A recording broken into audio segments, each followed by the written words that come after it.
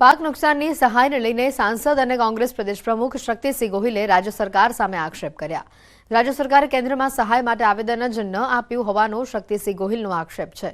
ત્યારે મામલે કૃષિમંત્રી રાઘવજી પટેલની પ્રતિક્રિયા સામે આવી છે। તેમણે આ બાબતે કોઈ માહિતી ન હોવાનું જણાવ્યું છે। સાથે જ આવેદનની પ્રક્રિયા મુખ્યમંત્રી કક્ષાએથી થતી હોવાનું પણ નિવેદન આપ્યું હતું। શક્તિસિંહ ગોહિલના રાજ્ય સરકાર ઉપર આક્ષેપો સામે આવી રહ્યા છે અને જે આક્ષેપોને કૃષિમંત્રી રાઘવજી પટેલ દ્વારા નકારવામાં આવ્યા। ગુજરાત સરકારે કેન્દ્રમાં આવેદન જ નથી અપાતું। કૃષિમંત્રી રાઘવજી પટેલની સમગ્ર મુદ્દે પ્રતિક્રિયાઓ પણ સામે આવી।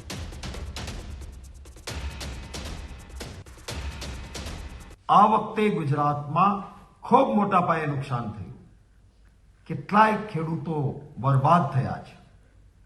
ત્યારે ગુજરાત સરકારે આવેદન આપીને સર્વે થયેલા એક્ઝેક્ટ આંકડાઓ પ્રમાણે ખેડૂતોને પૂરતું વળતર મળે એવી માંગણી કરવી જોઈતી હતી, પરંતુ આ પ્રશ્નના જવાબમાંથી ફલિત થાય છે કે ગુજરાત સરકારે કોઈ આવેદન જ આપ્યું નથી, માંગણી જ કરી નથી। મારી પાસે એની વિશે કોઈ ચોક્કસ માહિતી નથી, કારણ કે ઓલ ઓવર રાજ્યમાં અતિવૃષ્ટિના કારણે જે નુકસાન થયું હોય એ માનનીય મુખ્યમંત્રીની કક્ષાએથી કેન્દ્રમાં એના માટેની દરખાસ્ત થતી હોય છે। મારી પાસે એની કોઈ વિગતો ઉપલબ્ધ નથી।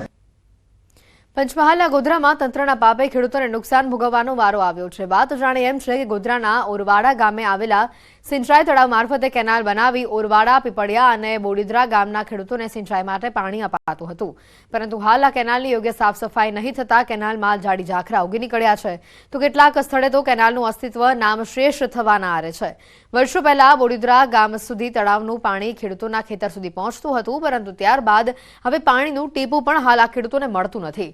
ઓરવાડા ગામના ખેડૂતોના ખેતરમાં અધવચ્ચેથી પાણી લીક થઈ નિરર્થક વહી રહ્યું છે અને જેથી ખેતરોમાં પાક થઈ શકતો નથી। ત્યારે ખેડૂતોએ તંત્રના ભ્રષ્ટ અધિકારીઓ પર ગંભીર આક્ષેપો કરી કેનાલના સમારકામની માંગ કરી છે। તળાવ છે બોડીદરા સુધી જાય છે, પીપળિયાના હદ સુધી જાય છે અને કોઈ કિનાલ કોઈ 2 વર્ષથી કોઈ સાફ કરેલ નથી। અમારા જિલ્લા પંચાયતના સભ્ય તરીકે એ બી પરમાણે સાહેબે રજૂઆત કરી, ત્યાં સુધી કોઈ તંત્ર કામ કરતું નથી અને અમારું તળાવનું પાણી કોતરમાં વહી જાય છે, હમણાં ફૂટેલું જ છે સર। અમારા બોડીદરા ગામમાં ઓરવાડા ગામનું જે તળાવ છે તેમાંથી અમારા બોડીદરા ગામને સિંચાઈનો લાભ આજથી બહુ વર્ષો પહેલા મળતો હતો, પણ આજ સુધી એનો લાભ એનો હવે મળતો નથી, કારણ કે આ નહેર અને જર્જરિત હાલત હોવાને કારણે અમારે સિંચાઈનો ત્યાં પાણી સુધી પહોંચી શકતું નથી અને પાણી પહોંચી ના શકવાનો કે અમારા ખેડૂતોને લાભ મળતો નથી। અમે ઓરવાડા ગામના ખેડૂત છે અને અમારા ગામમાં ઓરવાડાની અંદર એક સિંચાઈનું મોટું તળાવ આવેલું છે, આની અંદરથી પાણી જાય છે, પણ કિનારમાં બધો બહુ વધારે તૂટેલો ભાગ છે, તો પાણી ખોલી એટલે પાણી જતું નથી, પાણી વહીને નદીમાં જતું રહે છે બધું, અને ખેડૂતોને પૂરતું પાણી મળતું નથી, એટલે એનાથી બહુ નુકસાન થાય છે। ઉનાળાની અંદર નહેરનું રિપેરિંગનું કામ થવું જોઈએ, એ હજુ સુધી તંત્રએ કર્યું નથી। આ બાબતે મેં 2 થી 3 વખત રજૂઆત કરી છે કે યુદ્ધના ધોરણે આ કામગીરી થાય તો પાણી તળાવની અંદર ખૂબ છે અને આ વિસ્તારના ખેડૂતોને એનો પૂરેપૂરો લાભ મળે એવું છે, પરંતુ તંત્રના અધિકારીઓ દ્વારા બેદરકારી રાખવાને કારણે ખેડૂતો એનો લાભ લઈ શકતા નથી। ઓરવાડા સિંચાઈ તળાવમાંથી પસાર થતી કેનાલની દુર્દશા હું આપને બતાવીશ। હાલ કેનાલમાંથી પાણી શરૂ નથી કરવામાં આવ્યું, લીકેજનું જે પાણી છે તે પણ હાલ નિરર્થક વહી રહ્યું છે અને ખેડૂતોના જે ખેતરો છે તે બગાડી રહ્યું હોવાનું ખેડૂતો કહી રહ્યા છે। આપને દ્રશ્યો બતાવીશ, આપ જોઈ શકો છો નિરર્થક જે પાણી વહી રહ્યું છે। જ્યારે કેનાલમાં પાણી અહીંયા આપવામાં આવશે ખેડૂતોને, ત્યારે આ પ્રવાહ વધી જશે, જેના કારણે ખેડૂતોના ખેતરમાં પાણી ભરાઈ જાય છે। આપ ખેતરમાં જોઈ શકો છો પાણી ભરાઈ ગયું છે અને જેના કારણે હવે ખેડૂત આમાં એક પણ પ્રકારનો પાક નહીં કરી શકે। આમ જે કેનાલ છે તે ખેડૂત માટે, અહીંના ખેડૂત માટે એક આવકનું સાધન નહીં પણ એક નુકસાનનું સાધન બન્યું હોવાનું અહીંના ખેડૂતો વર્ણવી રહ્યા છે। જ્યારે કેનાલમાં પાણી આપવામાં આવશે ત્યારે આના કરતાં વધુ પ્રેશરથી તેઓના ખેતરમાં પાણી જશે અને વધુ પાણી જતાં જ તેઓનો જે પાક છે તે તો નિષ્ફળ જવાનો છે જ, પરંતુ અન્ય જે નજીકનું ખેતર છે તેમાં તેઓ ખેતી નહીં કરી શકે એવું જણાવી રહ્યા છે। ત્યારે ખેડૂતોની આ વેદનાને બહેરા કાનવાળા અધિકારીઓ સાંભળે અને વ્યવસ્થિત જે કેનાલનું મરામત છે તે કરવામાં આવે, અહીંના ખેડૂતો માંગણી કરી રહ્યા છે। રાજેશ જોશી, ન્યૂઝ 18 ગુજરાતી, ઓરવાડા, ગોધરા, પંચમહાલ। લોકો તેમની દીકરીઓને ભણાવે તેના માટે સરકાર તમામ પ્રયત્નો કરે છે, જે માટે સરકાર તરફથી કન્યા છાત્રાલયો બનાવવામાં આવે છે, જેમાં દીકરીઓ મફતમાં શિક્ષણ મેળવી શકે છે। આવા લોકોની મદદે આવી સરકારે કસ્તુરબા ગાંધી કન્યા છાત્રાલયો બનાવી છે। છોટાઉદેપુરમાં અન્ય અલગ અલગ જગ્યાએ કન્યા છાત્રાલય બનાવવામાં આવી છે, જેમાં બાળકીઓને મફતમાં રહેવાની અને શિક્ષણ મળી રહે તે પ્રકારની વ્યવસ્થા કરાઈ છે. પરંતુ જે છાત્રાલયોમાં શિક્ષણ મળતું હતું તે હવે સરકાર તરફથી બંધ કરવામાં આવી રહી છે, જેથી બાળકીઓને સરકારી શાળામાં જવાનો વારો આવ્યો છે. 7 પૈકી ફક્ત એક જ છાત્રાલયમાં શિક્ષણ કાર્ય ચાલે છે. જે છાત્રાલયની આસપાસ કોઈ સરકારી શાળા ન હોય, ફક્ત એ જ છાત્રાલય જ ચાલે છે. જે છાત્રાલયમાં શિક્ષણ મળતું હતું તે હવે બંધ થતા બાળકીઓને 10 થી 15 કિલોમીટર સુધી અન્ય શાળામાં જવાનો વારો આવ્યો છે. છોટાઉદેપુર તાલુકામાં આવેલા એક શાળામાં શિક્ષણ કાર્ય બંધ કરાતા બાળકીઓને 10 કિલોમીટર દૂર શાળામાં જવાનો વારો આવ્યો. વળી શનિવારે તો આ બાળકીઓ ચાલીને શાળાએ જવા મજબૂર બની હતી તેવા દ્રશ્યો સામે આવ્યા. અમને ત્યાં બેસવાની તકલીફ પડે છે અને ત્યાં ક્લાસ ઓછા છે. અમને અહીંયા જ રહેવાનું ગમે છે અને ત્યાં જવા આવવાની અમને તકલીફ પડે છે.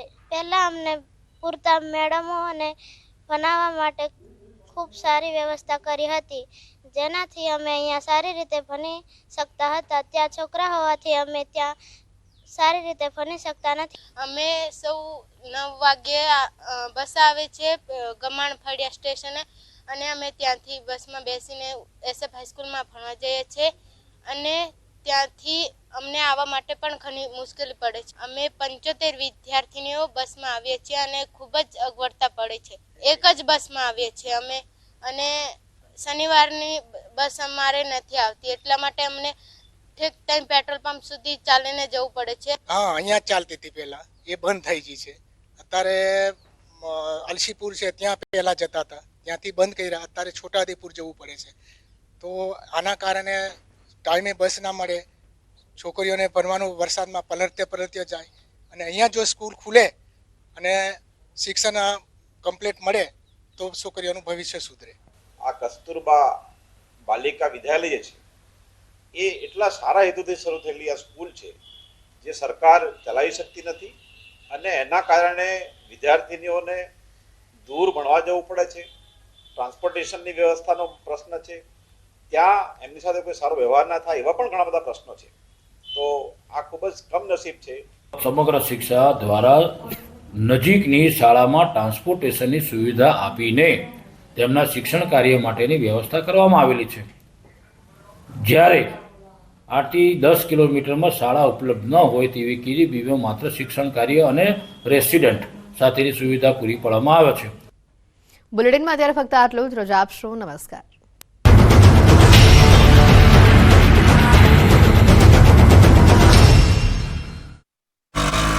ગુજરાતના ખેડૂતોની મુશ્કેલી વધારવા માવઠું ત્રાટક્યું. ભર શિયાળે જાણે કે ચોમાસું હોય એમ વરસાદ વરસ્યો.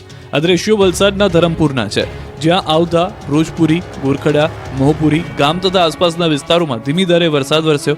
સદનસીબે વરસાદનું એક ઝાપટું જ પડ્યું હતું, પરંતુ તેના કારણે અહીંના રવિ પાક તથા બાગાયતી પાકમાં પ્રતિકૂળ અસર પડવાની આશંકાથી ખેડૂતો ચિંતાતુર બન્યા છે, કારણ કે કમોસમી વરસાદ ખેતી તથા બાગાયતી પાકના ઉત્પાદન પર માઠી અસર પહોંચાડી શકે છે. અરબ સાગરમાં સક્રિય સિસ્ટમની અસરને કારણે આ માવઠું થઈ રહ્યા હોવાનું નિષ્ણાંતોનું અનુમાન છે. એક તરફ ઠંડી અને બીજી તરફ માવઠાથી લોકોને બીમાર પડવાની પણ ચિંતા સતાવી રહી છે. હવામાન નિષ્ણાંતોના મતે હજુ પણ 2 દિવસ સુધી રાજ્યમાં વાતાવરણ વાદળછાયું રહી શકે છે. ગુજરાતમાં ઠંડીએ જમાવટ કરી છે. સવારે ધુમ્મસના કારણે રોડ વાતાવરણ હિલ સ્ટેશન જેવું બની જાય છે, ત્યારે હાલ તો ઠંડીમાં કુદરતને નજીકથી જોવી હોય તો સાપુતારા પહોંચી જાઓ.